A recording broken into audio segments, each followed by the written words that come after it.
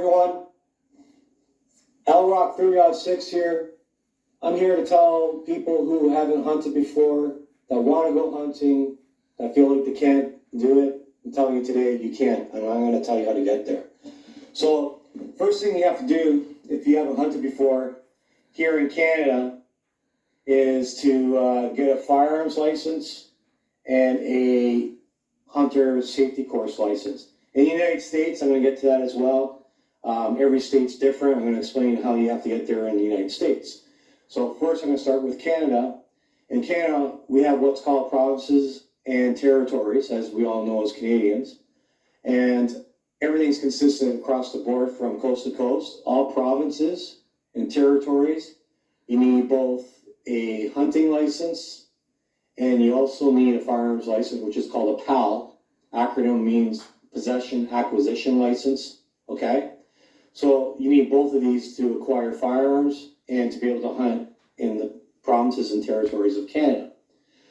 First thing you need to do is take a course. A lot of places will offer both a firearms course and a hunter safety course on the weekends. I know Cabela's does that, so if you have a Cabela's, you go in there. You ask them if that location doesn't offer courses. They'll know where you can obtain a course within the area, I'm sure. Gun clubs are a good place to go and ask if they offer courses. Also, the archery range in my area does that.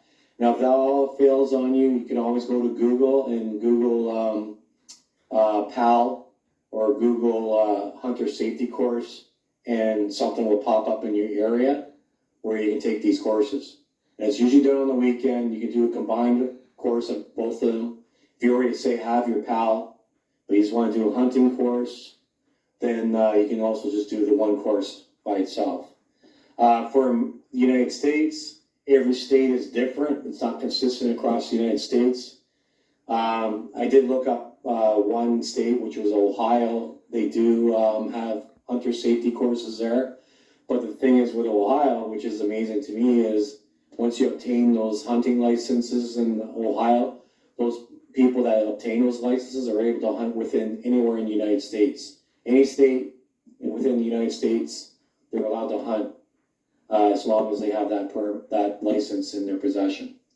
So after you acquire your licenses, I take you to the candy shop. I let you lick the lollipop. here is purchase a firearm. This can be overwhelming if you're not knowledgeable of firearms and this and that. I'm going to have another video for blue-collar people like me that don't have a lot of money, that can't afford a lot.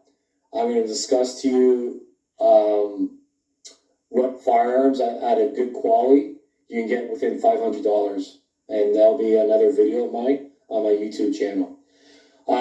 So when you do choose a firearm for hunting and have to go purchase it, you have to do your homework. Like for example, here where I live in Ontario, my WMU, which is a Wildlife Management Unit, if I go hunting for whitetail deer, I cannot use my rifle that I have here on my right. I have to use this shotgun here, as you can see. This is Remington 870. So the reason why is because the regulations in this area, because it's highly dense with municipalities around. They don't want people using rifles. They want them to use shotgun for hunting. So if I'm the 2 weeks that I'm allowed to hunt, I have to use a shotgun. Now, if the area you're hunting in, you're allowed to use a rifle, and that's where you're going to go with a rifle because you want the longer range and distance, because where you're hunting, you know, it's all open field and you want to be able to take a 300-yard shot. And the regulations allows you to use a rifle. Then if you are going for large game, you need to do your research on what calibers you're allowed to use for that certain animal that you're going to go hunting for. Because you can have like a caliber that's too low, it'll take the animal down ethically. Or you can have too high of a caliber if you're going for a smaller animal that will destroy a lot of the meat that you want to harvest and eat. So you got to do your research on what caliber you're going to use for what game you're going to hunt. So I'm going to discuss that in another video as well. Affordable rifles for blue collar people like myself that are on a budget, rifles you can purchase within $500. So that'll be on another video of mine. But before you do purchase your rifle, you need to do your homework on if it's even allowed in that area and what caliber you're going to need to take down the animal. Another thing you may want to purchase to extend your season is either a crossbow. I also got a compound bow I use, and you can also go traditional bow. Now, crossbow is the easiest way to start bow hunting because it takes less training, but you still need a lot of training, especially if you haven't shot a firearm before. If you shot a firearm before, shooting crossbow is similar, but there's still other things you have to learn about a crossbow because the trajectory of a crossbow is a lot different from a firearm. You do need to learn how to range your animals and stuff because after 20 yards with this crossbow, things start to change and your sighting has to change as well. So there's still practice involved in shooting a crossbow. You still have to practice, but it's not as in depth as if you're going to shoot a compound bow, and then it's even more so training if you're shooting traditional. So as you go from crossbow to traditional, there's more training required and practice.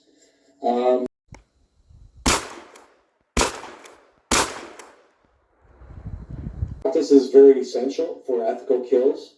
To learn safe handling of your firearms and to increase your skill level. The most important thing is to remember everything you were taught during your course and to apply the safe handling of your firearm during your training.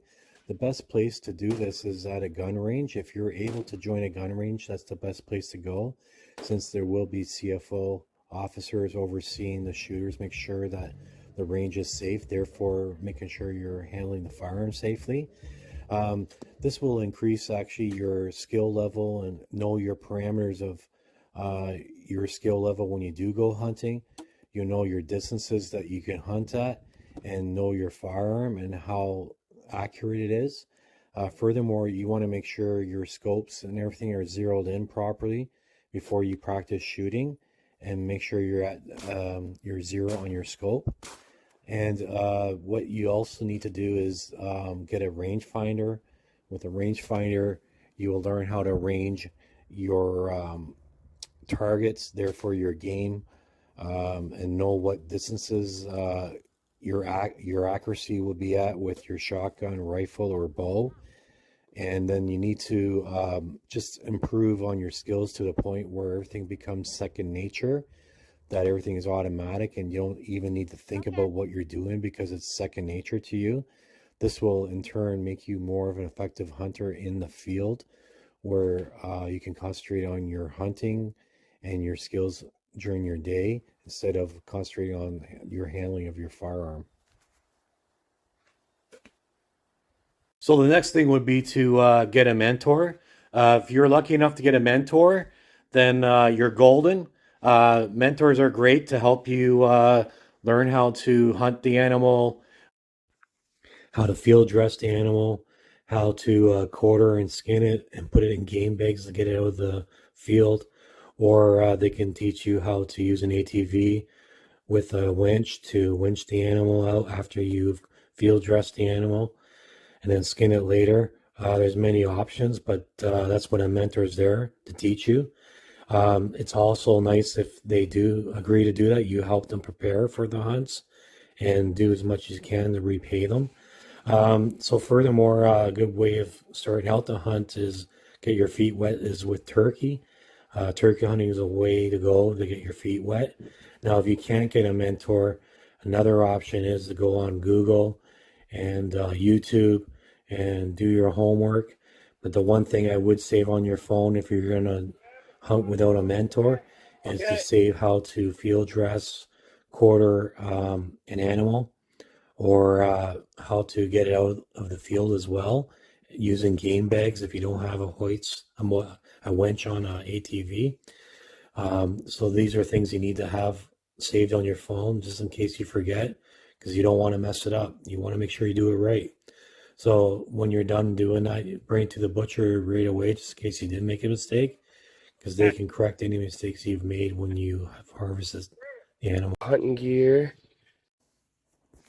So the next thing you want to do is buy your clothes and your gear for hunting.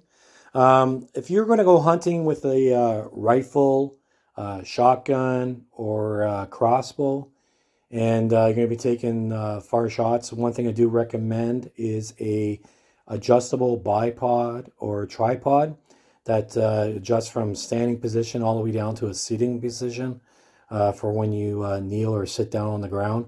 It's really good for when you're hunting where there's long grass and you want to take a stabilized shot at a far distance.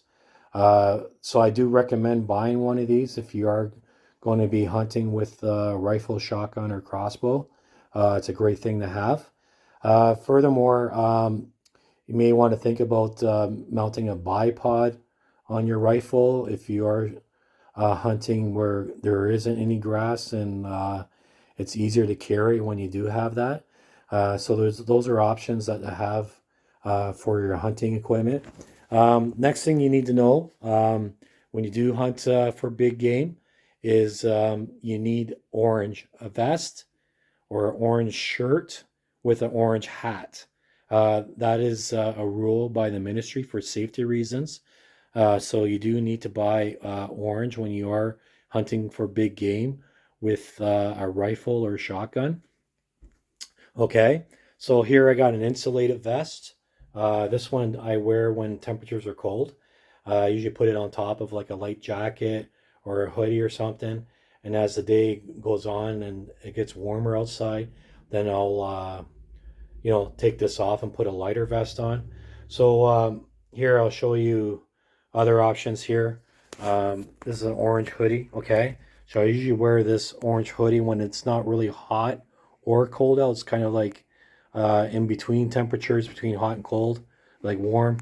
So this is what I wear, is like an orange hoodie, okay? And then you have a camouflage hoodie you can wear also. And if you are hunting for big game, you just put like a light vest on top. So that's what I have here, is a light vest. It's very thin in material, has pockets on it too, which is nice. And so when temperatures do increase and it's really warm outside, I wear like a thin long sleeve shirt or t-shirt with this to be comfortable. Which brings me to my next point. When you are hunting, you want to do what's called layering. You never want to sweat or be too cold. So you never want to be too hot or too cold, where you're too hot and you start sweating, or you're too cold and you're cold. Because if when you're out hunting, moisture is your enemy. So you always want to try to keep warm and dry and comfortable. Because if you do sweat and get all your clothes all moist and stuff, and the temperature drops, you can start getting cold and freeze really quick. So, and then even though you put layers back on, you will have that moisture inside, and it's hard to keep warm and comfortable once you have moisture. So, when you do go shopping for clothes, you want to keep in mind you want to do layering. So remember, when it's too hot, you layer down, and when it's too cold, you layer up, okay?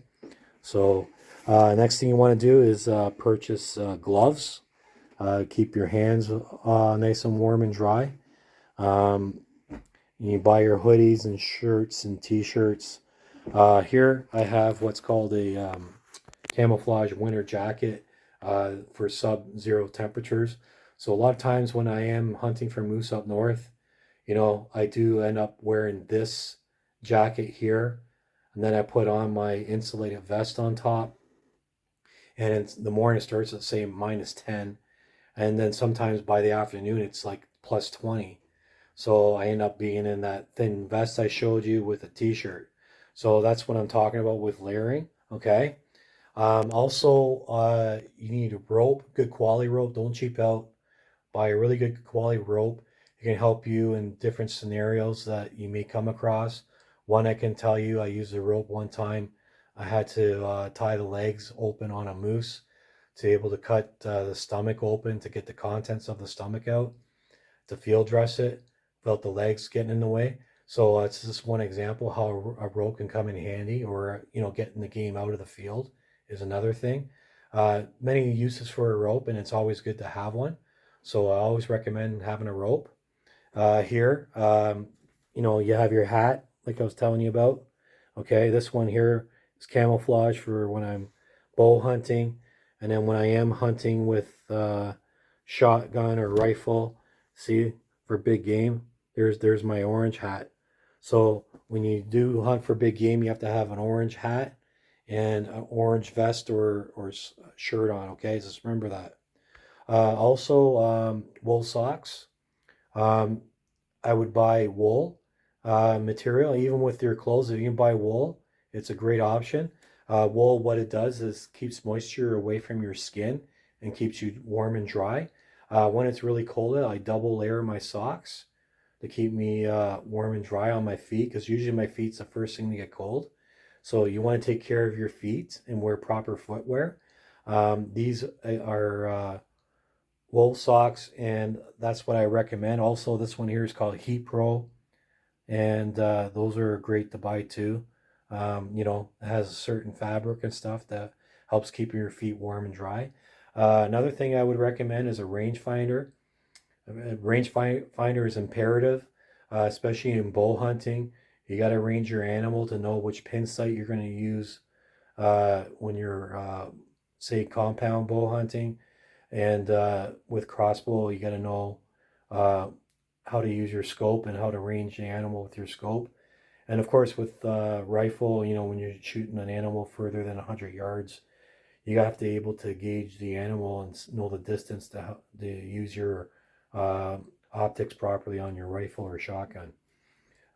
Here, when I'm in the deep woods especially, I carry what's called a survival blanket. It doesn't take very much room. You put it inside your bag. What it does is it insulates your heat, reflects your heat inside the blanket, and keeps you dry from the elements if it's raining outside. So it's a great thing to have.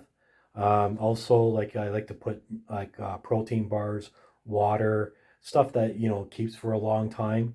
In case you get stuck in the woods and you have like food in your bag to keep you going for a couple of days. Um, Also, this flashlight here is a head worn flashlight you put on your head. It's good for when you have your hands full carrying gear in the woods, especially, say, for example, first thing in the morning when it's dark, you're going to your stand, keeps your hands free, and helps guide your way to your location that you're going to hunt in the morning. Regular flashlights too, you can put that in your bag. It's another good thing to have as a backup. Um, Also, here, as you can see, I got a compass. I usually have that with my map. So the map I'll put inside a Ziploc bag, and then I'll have this compass as well somewhere. Especially if I get lost, I can navigate my way out by looking for landmarks with my map. But you need to learn navigation skills for that to be useful. So that's something you need to learn if you are going in the deep woods to hunt, and there's a chance that you can get lost. Also, a fire igniter, flint and lighter and matches, stuff you want to lock in a Ziploc bag in case you fall in the water. So that stuff can keep dry and be able to ignite when you need it. Also, a good idea is to have cotton balls in a Ziploc bag that's been dipped in animal fat. That would use as an igniter and help light up kindle, especially if it's moist from the elements. It will help get your fire going. Um, Masks are good. This one here is meant for duck hunting. You can use it for turkey as well. So it covers your whole head and your face, so the sun doesn't reflect your skin, especially if you have oily skin. And I also use it for deer hunting sometimes because it keeps your scent locked in. There's another mask I use when I'm deer hunting with like a baseball cap. So it's good to wear a mask over your face, especially if you have a beard, because all the particles from, like, say, dead skin cells or stuff in your beard goes in the air. And they're what they do. For example, they'll lick their nose for particles to go in their nose so they can smell the particles. And it's a good way of getting scent busted. So another preventive measure from being scent busted by big game. Also, see here is scent away. There's other products you can use to spray your clothes that takes scent away from your clothes. It gives you a bit of an advantage from not getting scent busted. Also, here I got insulated coveralls. It's water resistant. It repels rain. Of course, if you fall in water, it's a different scenario. But if it's raining outside, it will keep you dry and warm. Use this during minus temperatures. It's a great thing to have is insulated coveralls or a snowsuit maybe. You know, if you're in those frigid areas where it's very cold outside, that's a good thing to have in your in on your list for shopping. Here I have long johns. So this is like, if it's like just minus 2, 3, 4, 5 degrees, 10 degrees, instead of wearing those coveralls over there, you can wear this underneath your pants. It's an extra layer that keeps you warm, keeps your body heat locked inside. So, and if you're a type of person that can't handle the cold, even if it's +5, you can wear these to help you keep warm. And that way you can stay out longer in the field and be comfortable. Um, and then I recommend cargo pants. Cargo pants are great uh, for, just storing more stuff and keeping things accessible. You can put things in your pockets on your pants. So I do recommend cargo pants when you're out hunting in the woods or anywhere for that matter. Another thing you need is containers for your ammunition for safe storage, and uh, and ammunition, of course, for your rifle or shotgun. Here is what you call a spotting scope. You can also get a good pair of binoculars.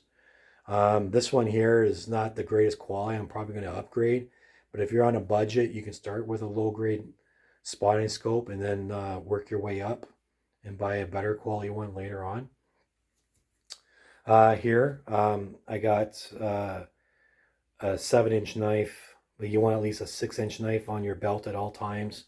If you're in bear country, a good backup thing in case something goes wrong with your firearm to protect yourself is bear spray. I do recommend that. Or if you're using a caliber that's too small for a bear and you are in bear country, bear spray is a good option to have.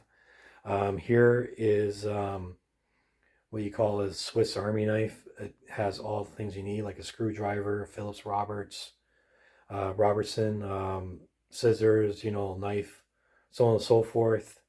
You have that in here in case you need to fix something in your gear or in your kit. So it's always good to have like a little Swiss Army knife, pocket knife as well as backup. This is a harvesting kit. You want like a bone saw, blades to use to cut and skin the animal. Also, if you're near like your truck or your base, it's good to have a sizzle if you can get the animal back to your camp where you took the animal down near your camp or your truck. You can use a sizzle that's in your truck instead of a bone saw, which will save you a lot of time and effort. So I do carry a battery operated sizzle for instead of using a bone saw, I'll use a sizzle. Here I got a vest. I use that a lot for turkey hunting or duck hunting. See, you can put your shells in there. Has a lot of pockets for use as well. And in the back, it has like a storage area for like when I go grouse hunting. You can put it in the pocket. Here I have rain gear. So it's a jacket and pants. Especially if I'm in the deep woods, I will store that in my bag. So if I do get wet, I can change into that. Or if it starts raining, I can put it on. It'll keep me warm and dry. So it's something like I do is keep rain gear in my bag in case it does start to rain, and to keep me warm and dry. I'll put that on top of my clothes. Or if I do fall into a river or a lake and get out, then I take my wet clothes off, put it in like a plastic bag I have, and put all my wet clothes in there, and then put the rain gear on. So here we get to footwear. So this is very important. I always recommend getting good quality stuff. It doesn't have to be expensive; it just has to be good quality. So if there's a chance that you're going to be in an area where there's a lot of moisture, like say a swamp or something along those lines, I would get knee-high insulated rubber waterproof boots. That would be my first option. If you can't afford to buy both, like, say like Irish Settler waterproof ankle-sized boots for comfort for walking like in short grass and stuff, and rubber boots, I would buy the knee-high rubber boots if there is a chance that you can be hunting in a swamp area. But if you do know you're not going to be in an area like that and you rather have more comfort, then buy a good pair of Irish Settlers. A lot of these boots are rated for certain temperatures, so see the temperature rating on these boots. But yes, if you are in an area, again, I have to reiterate, where there's a lot of like rivers, lakes, and swamps, I would go rubber over boots like these Irish Settlers for that reason, to keep your feet warm and dry. And that's where you wear your wool socks inside to keep you warm and dry. Also, hats are important. More comfortable hats keep sun out of your eyes and stuff. Sunglasses is another thing you may consider, and other things I don't have here, but depends on what you're hunting for. You may have to put it as part of your kit too. So I mean that's just base of what you need when you do go out hunting to consider. There is other things you have to consider as well, but you do have to make sure you have the proper gear, and it all depends on what you're hunting for and where you're going to go hunting. Obviously, you don't need all this stuff if you are just hunting, say, in a farmer's field near your house or on your own property. But if you are going in the deep woods, this is stuff I would consider packing in your bag. Also, you could consider having a tarp as well. If you have to make a makeshift shelter overnight, is another great idea. So those are things to think about.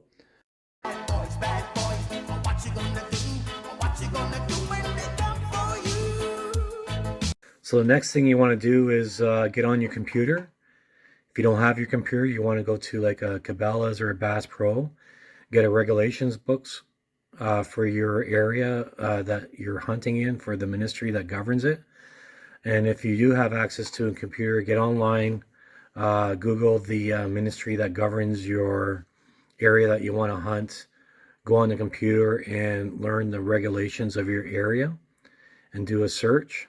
So here I'm on computer, I'm doing a search, I'm clicking on it. See, here's all the information you need. It talks about everything you need to know, all the options, okay? And it's all here, see? And there you go, hunting.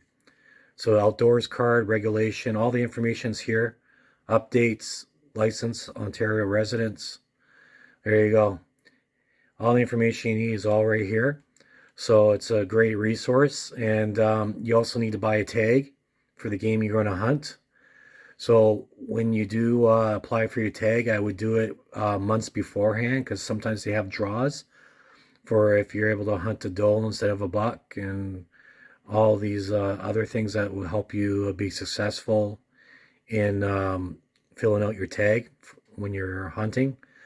So this is what you need to do after you're done the previous steps that I've spoke about, and really learn your regs and refresh your mind even a week before you go out, just so you don't violate any of the regulations and get fined while you're out hunting.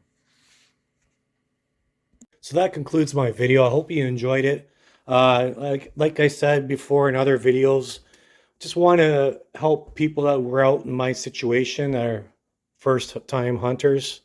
I know it's overwhelming, so that's why I'm doing this YouTube page. If you like the information I'm sharing with you and you find it informative, please subscribe and like my video. And I'll be looking forward to giving you more information on how to start out hunting. All right. God bless everybody. Have a great day. Lots of luck.